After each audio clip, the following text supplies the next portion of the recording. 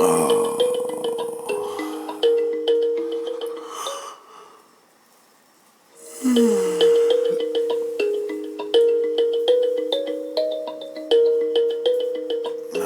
those aren't fancy Hollywood special effects. It's actually 4:31 a.m. It's just way too early to even be alive. Only problem with the story is like it's completely pitch black right now. Let's do a little bit of this. Let's start getting our supplies out. That was one of the, I think I was having a dream about that. Let's just start this party with a 4:33 a.m. super tip. You guys have these water bladders? Just throw them in the freezer. They stay fresh forever. You don't ever have to wash them or anything. I'm gonna eat that papaya. It's just way too early right now.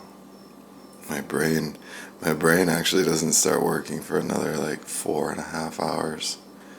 So it's actually on just raw autopilot right now.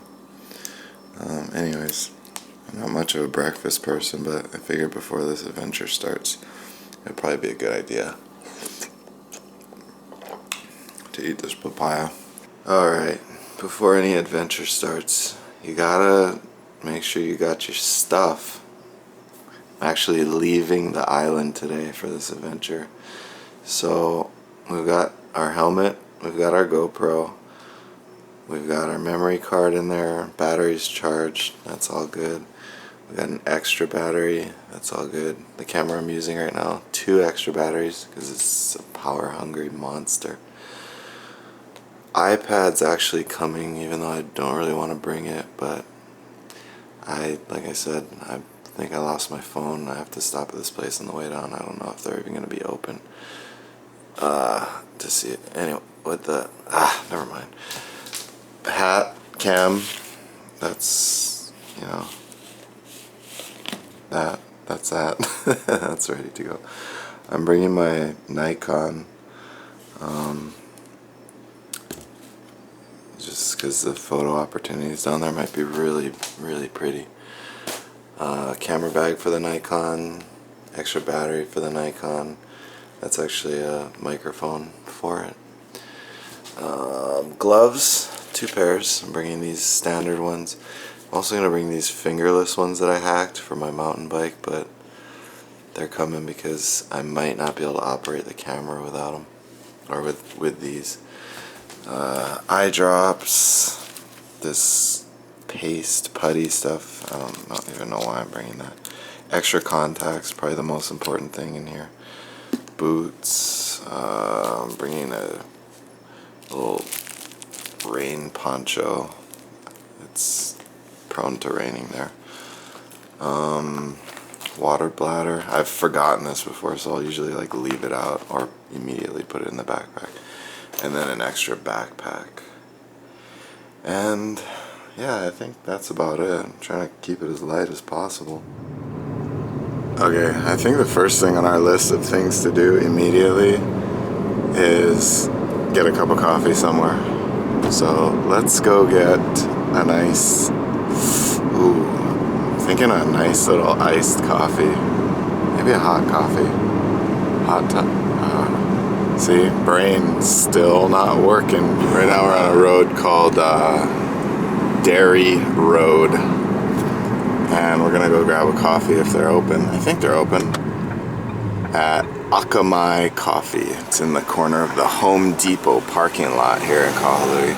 So if you guys come here to Maui, go cruise over here to Akamai Coffee and grab something there instead of going to Starbucks, Crackbucks. Even though I'm guilty of going there a lot with Mr. Minute Stop. We like to go to Starbucks together. Well, there goes Akamai Coffee and my coffee, because they don't open till 6:30. Actually, we don't even need any coffee this morning. I just wanted to take you guys to Akamai Coffee. I thought it was going to be cool. 6:30. They don't open till 6:30.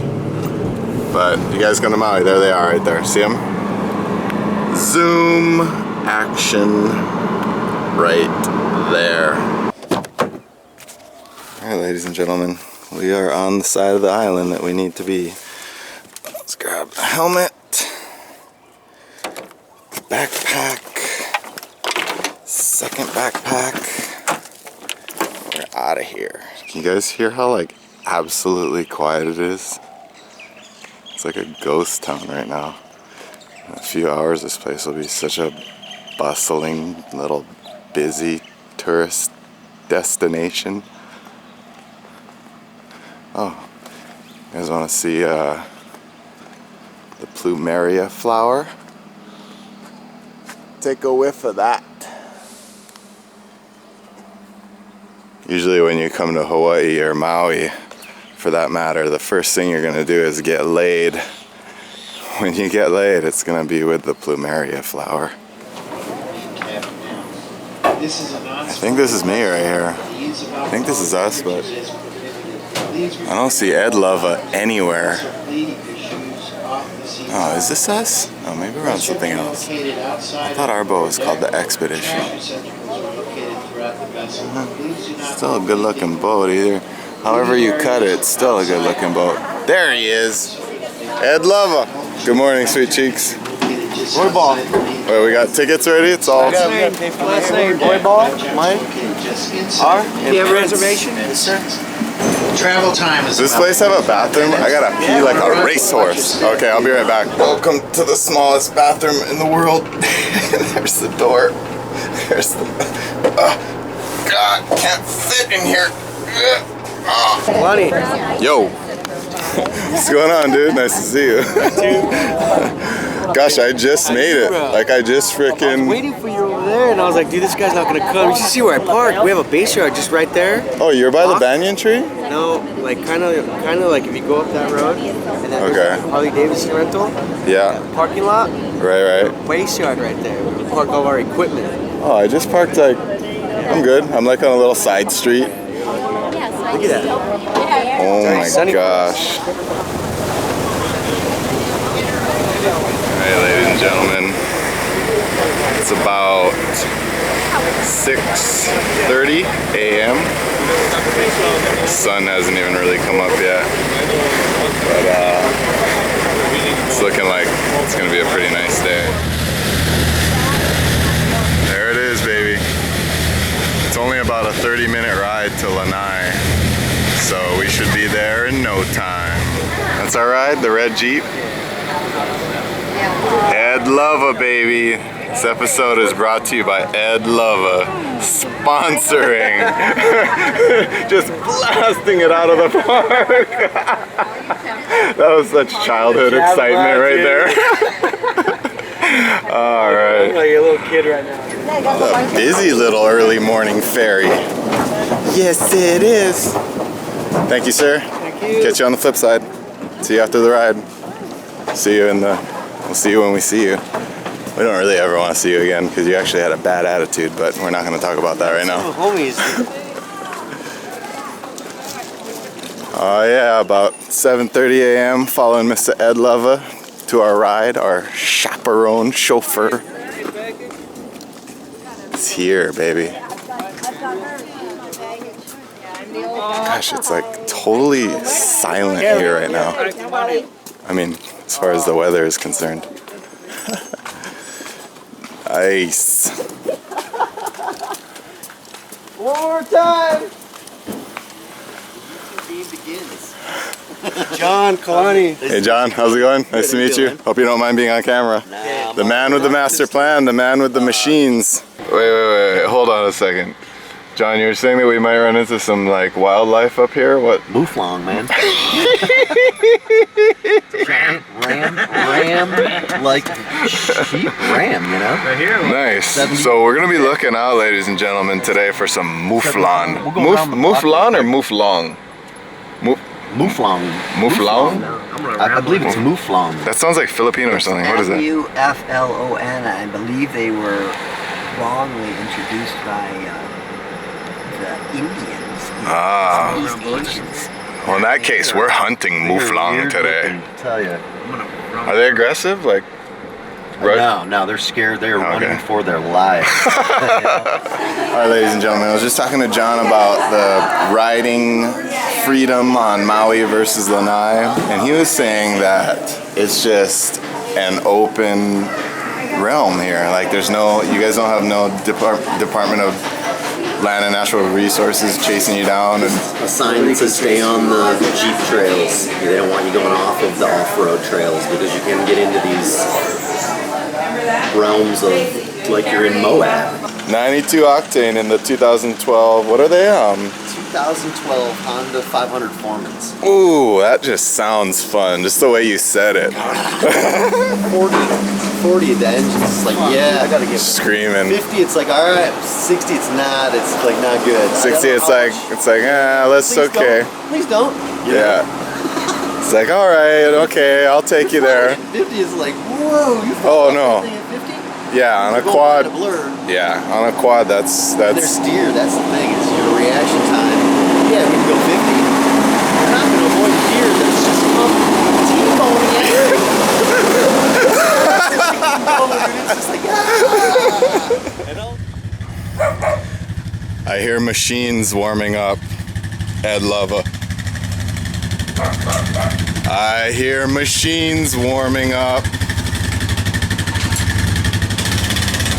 Oh my gosh.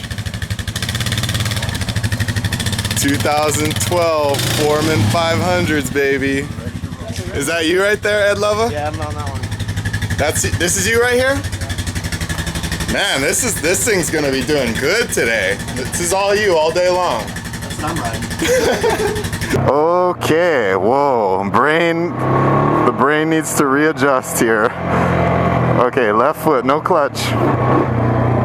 Wow, this is all freaking luxurious.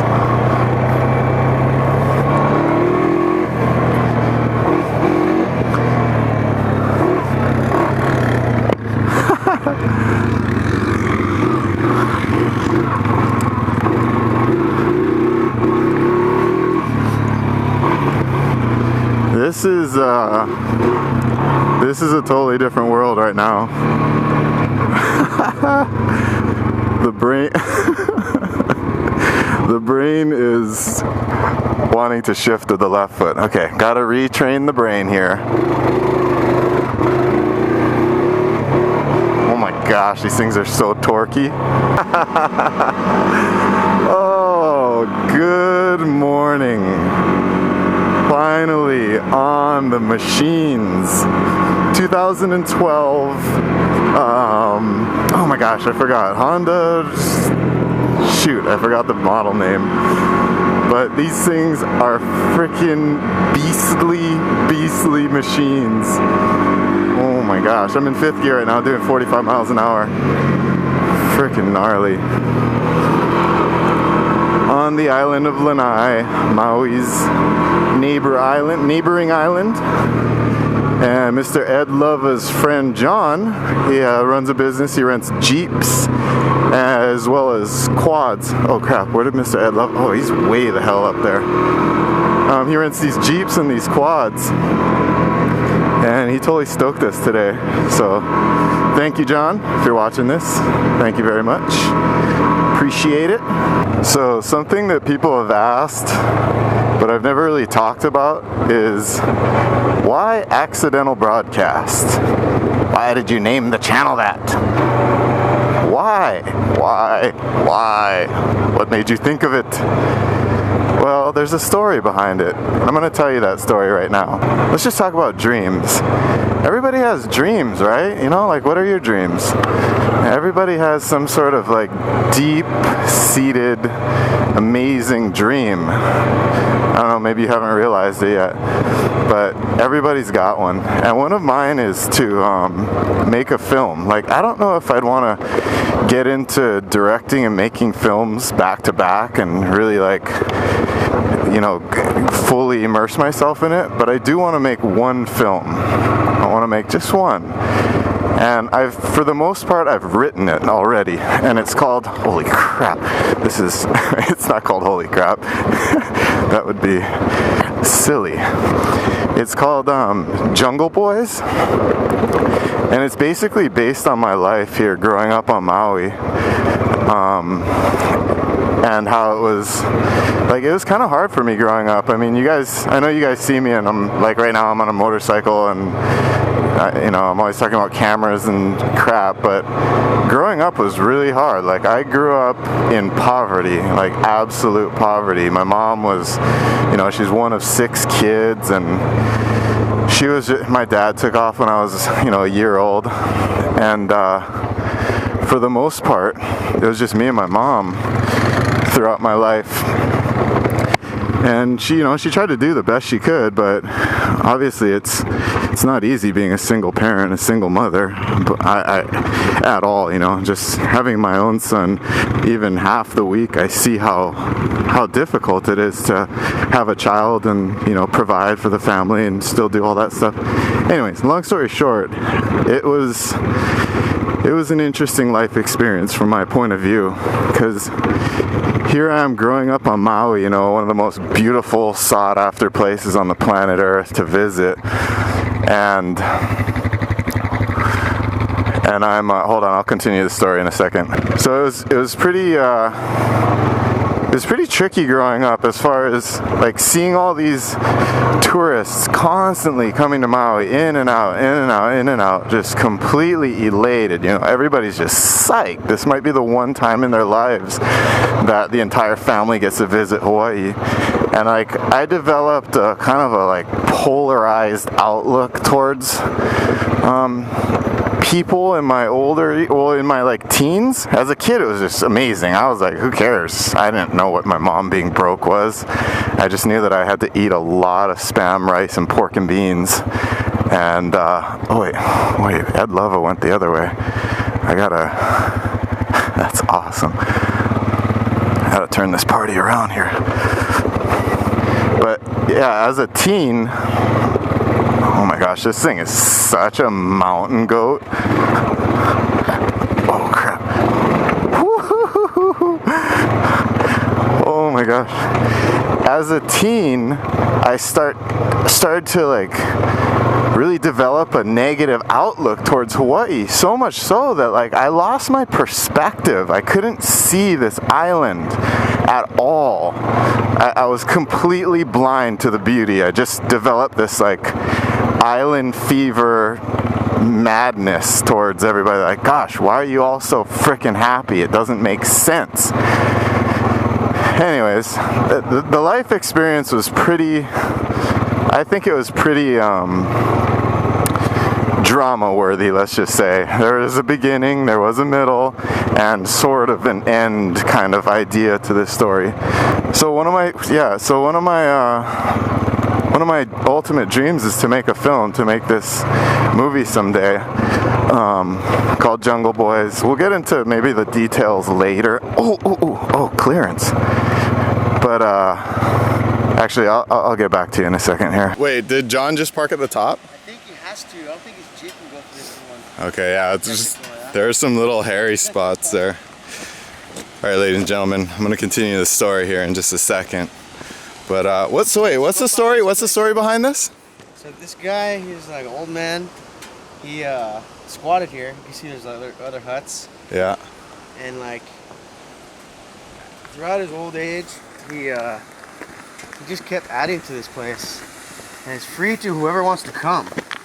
And what kind of amenities does it have? Well, let's take a look, dude. That is so rad. He just started. Firewood. Yeah. Looks like people totally take care of the place too. Here, meet this guy right here, dude.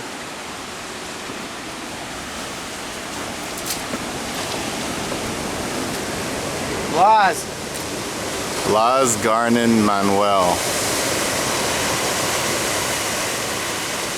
Okay, that's pretty awesome. Dad built his shack in the early 1950s. Yeah, check his it out. shelter from the Kona winter storms and heat. The barely visible rocky trail didn't prevent him from his visits, especially after his retirement from the Dole Company.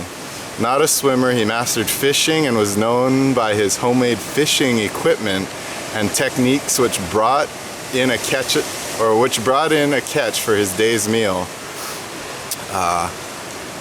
Kaunolu, his place of enjoyment and tranquility until his death on February 3rd, 2004 on his 95th birthday. Wow, that's pretty incredible.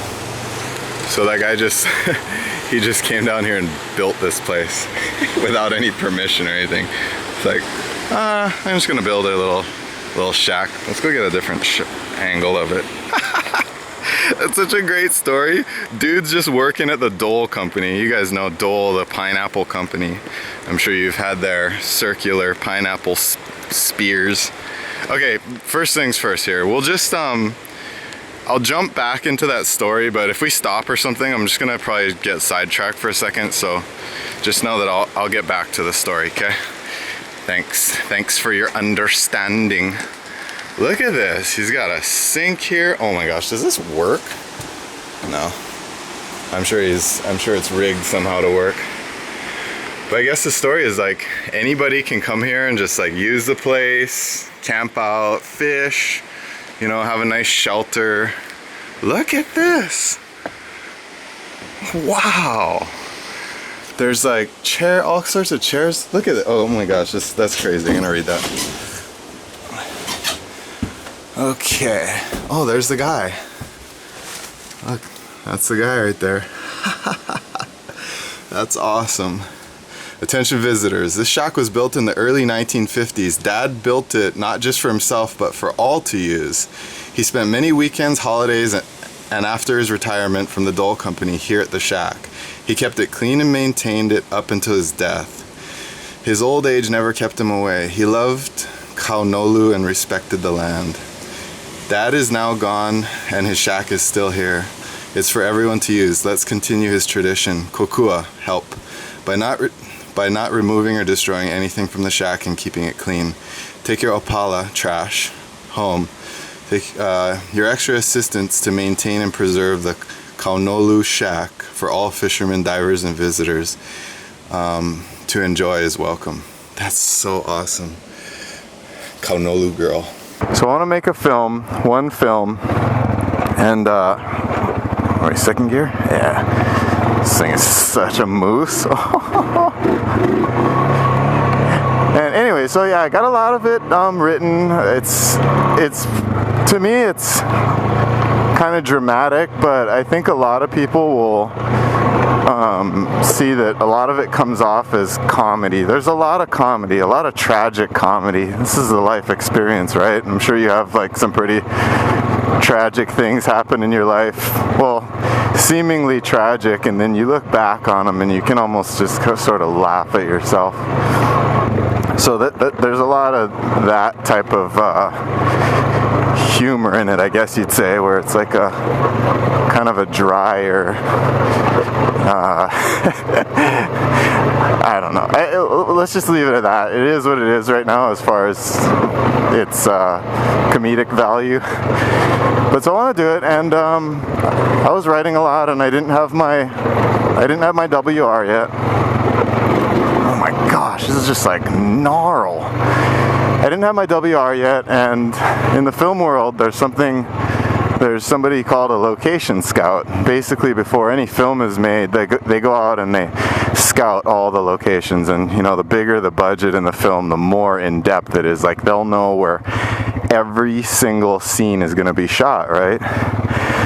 So, cut to my story, and there's a lot of scenes that I can't really shoot where I would like to, but well, in my head this whole film I'm writing it so like I could potentially make it myself on just the most freaking back alley guerrilla budget type of thing. What's up, Ed Lover?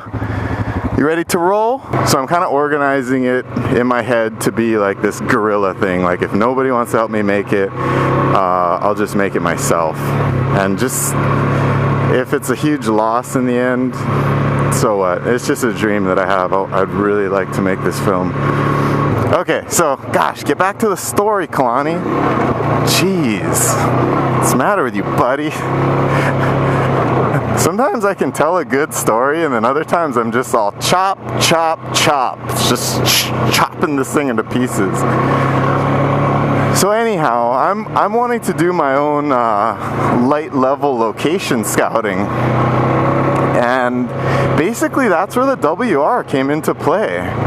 Like, I got a dual sport motorcycle so I could go and location scout, and I didn't know how I wanted to do it, but I knew I just kind of wanted to like record the landscape. And at the time I was totally ignorant towards like helmet cameras and stuff, even though I'm a camera junkie. I wasn't really paying much attention to GoPro or any of the helmet companies or helmet camera companies. But I wanted to wear a helmet camera and just kind of go around, and then later I'd be able to watch the footage and just take notes and like, okay, that would be a good place for this scene, or okay, this is cool, the lighting looks great here at 4 or 5 in the afternoon. Just stuff of that nature. And then I came across M13 while looking for, like, I don't know what I typed in. It was just something. I was like, oh my gosh, this guy has a camera in his helmet. That's pretty funny. And that just sparked the whole research thing for helmet cameras. Then I'm like, all right, well, let's go do a test run. I want to be able to add some audio commentary in there, right? Like, okay, note to self, this is a great place to do the sit-down pee scene. That's funny. That's a funny ass scene. But so I just wanted to be able to like add in little like voice annotations. Then I'm like, all right, I'll go test this mic out. I got the POV HD. And I was like, you know what? I'll just create a YouTube channel and just let people follow my location scouting. So on a whim, I just kind of shot that first episode as like a tour guide or whatever, just like, hey guys, here's this. I didn't know who I was talking to. I wasn't talking to anybody. I was just kind of talking to myself. And one thing led to another, and I guess you guys like Hawaii. I can see the appeal. And I don't know, I think we both know I'm just so funny. Not really. Sometimes I don't think I'm funny at all, but I don't know. Life's just a game. We might as well all play in it together. So, long story short, that's pretty much it. That's how I came up with accidental broadcasts. Like, I was like, okay, I'll just put all this stuff out there before there's any like substance with this movie that I'd like to create, and I'll just call it whatever, accidental broadcast. This is just an accident, everybody. I have, however, really enjoyed this process of creating motorcycle vlogs. Don't really consider myself a motorcycle vlogger at all, or by any stretch of the imagination, but I've really enjoyed getting into it. It's a lot of fun. Ed Love is in first, but Kalani's coming up on him hard, he's coming up on him fast, and he passes Ed Love. It's accidental broadcast for the win! Alright babies, we're doing one little mini stop. Look at this pure awesomeness. Oh my gosh. So what's the difference between the females and the males? The males taste better, or? Well, the male's got the nice horns and everything else. Oh yeah. So you put yeah. How's this? Mouflon. And how old are these guys right here? A couple years? 2 years? At least, what do you think, Jay? Yeah, the used are probably like 4 or 5 maybe, the big ones. This one, yeah, good horns and all. Yeah. Oh yeah, how's that? Usually in there. That's normal for the females, or? Not really. Some of them have, but not all. Mutant. Alright, right on guys. Fuck, good luck this afternoon. Right on, thanks, Todd. Yeah. Nice catch, everybody got one. That's awesome. Female mouflons. Hunters, man. Going out, catching their own food and doing it up. That's pretty rad. Alright, ladies and gentlemen. Part 2. Let's call part 2 the mountain trek. Apparently, we're at the base right now. I thought we were at the top of the mountain right now, but looks like we're at the base. Oh my gosh, it's a freaking mountain adventure, baby. Not even a problem. Oh, whoa, whoa, whoa, whoa. There's water pouring out of your bag. What, is there water in here? Yeah. There's like a lot of water just poured out.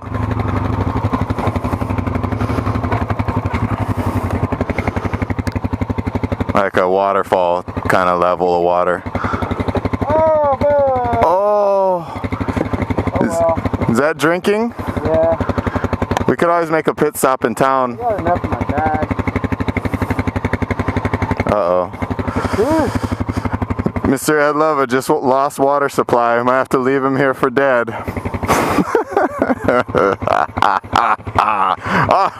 Oh, yeah. Oh, that's a turnaround. This is a big fat hairy turnaround. This is like donut land.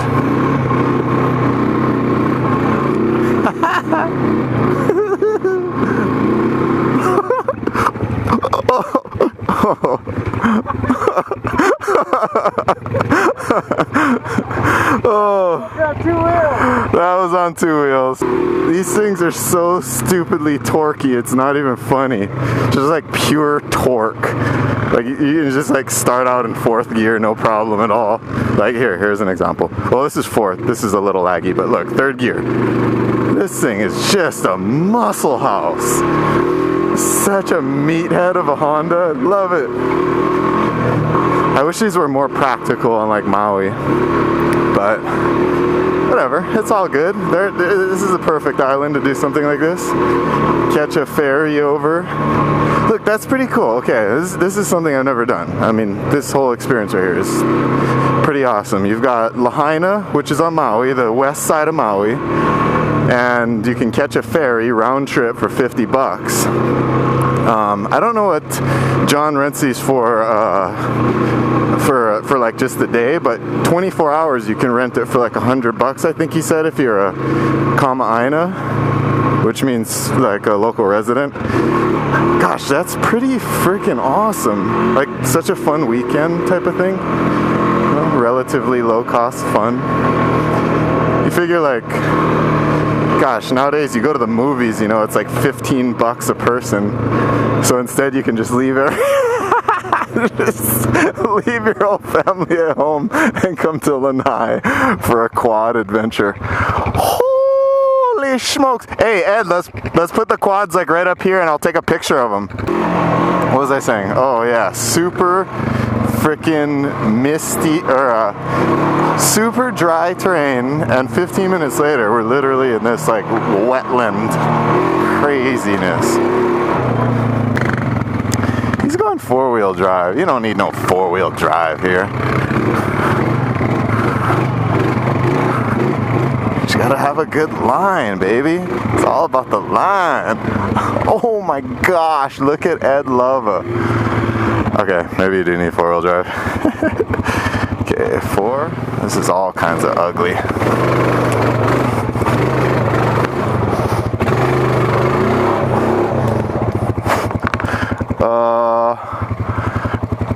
Right.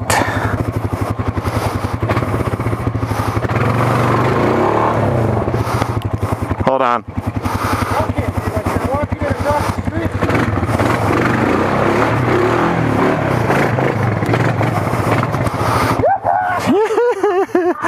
That was just a muddy little hooker. So the second part of this story, which I'm pretty sure many of you may already know this. There's a second channel and it's called The Accidental Movie. So go subscribe over there if you feel like it. If not, I'll probably maybe mention it on the regular channel. I don't even know which one is the regular channel or the first channel or the second. It's all just becoming so confusing to me. But I think if so this whole idea with Jungle Boys is you know, it's all about just doing it yourself, regardless of what kind of budget you have. So if it comes down to it, it'll just be totally, you Bush League guerrilla budget, like stealing locations and just trying to get favors from people to let you use their locations, and whatever you can do to get the shot or make it work for yourself. And I was thinking, like, if it is that, it would be kind of cool. It would be kind of cool just to maybe release it in segments, little, like maybe on a scene by scene type of thing. So it's very manageable. Like shoot a scene and then upload it to YouTube and just kind of start it off like that. I thought might be fun. I don't know. I kind of want to talk to you guys about some of the ideas having to do with Jungle Boys, and just to get some feedback, because I've definitely lost perspective on a couple of things. But for like I said, for the most part, it's just a story about my life growing up here on Maui. But look at that, dude. Like, look at all the possibilities of dirt biking on those sides right there. You could climb all those hills, just cut your own trails. Oh my gosh, yeah. It's like, there's absolutely nobody around. There's no fences either. Wow. Alright, so now we're heading to, this island's so small, we're heading to the other side of the island. We've already been to pretty much all shores of the island. Well, 2 of them. Now we're gonna hit the, let's see, what would this be? I think it's the northwest, northeast shore, Shipwreck Beach, where we can actually ride the quads on the beach.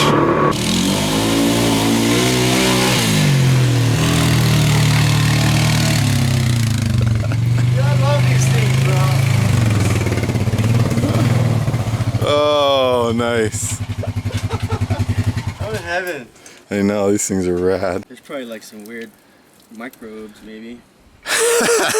Alright, ladies and gentlemen, we just found, I don't know if I put that clip in there, but Ed Lova just his jug of water busted in the back of the quad. So he was like pretty much out of water for the day until we found this. We're like at the top of this mountain. He showed me his GPS. We're literally in the middle of Lanai, at the top of the mountain, pine trees. And there's this thing right here. It's like just catching water runoff, running into the tank. And then just straight up. Show him that. Oh yeah, I gotta. Splash it, dude. Okay, here. This is Watch how. out, because this thing might shift. This is how full it is. Heavy right there. Look at that. It's like totally full. Freaking military water jug. You're back in the hydration game. Nice. That feels so fresh. Keahi Kavelo, Garden of the Gods. Dude, Garden of the Gods? This is it. Amazing, bro. This is the road to Shipwreck Beach, right? Ed Lova. Is this where we're going, right down here? Yeah, watch, look. We're right there. Okay. So, and north See? is, see that? So we gotta go over here. Oh my gosh. I wanna flag these guys down while I talk. Hey, John. Yeah, I can hear you. Okay, so we just came down to the sign where it says the Kihai Kawelo Garden of the Gods. Take those, whatever. There's like 4 roads, dude. Which one do we go to?